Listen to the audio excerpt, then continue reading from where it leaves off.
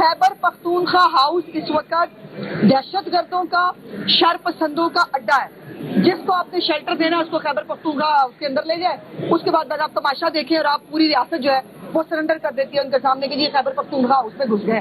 जब उनका वजीर आला दहशत गर्द है, उसकी जबान दहशत गर्दों वाली है, उसकी हरकतें दहशत गर्दों वाली है, तो वो दहशत गर्दों को सपोर्ट ही करेगा। और सारे दहशत गर्द आपको जो है वहां से खैबर पख्तूनख्वा से मिलेंगे। मैं आज chief justice Lahore high court एक खातून भी हैं, वो इस केस को बहुत पैशनेटली देख भी रही हैं।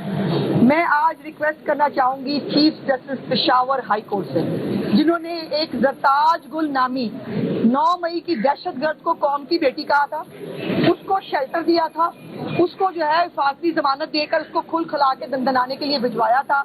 मैं chief justice Peshawar high court से रिक्वेस्ट करना चाहती हूँ कि सर मैं भी कौम की बेटी हूँ, चले पेशावर की नहीं हूँ, पंजाब की हूँ, वो भी पंजाब की थी बाय द वे, और आपके सूबे के अंदर दहशत गर्दों को शेल्टर दिया जाता है। खैबर पख्तूनख्वा हाउस को दहशत गर्दों के ठिकानों के तौर पर इस्तेमाल किया जा रहा है। आप इसका एक्शन क्यों नहीं लेते?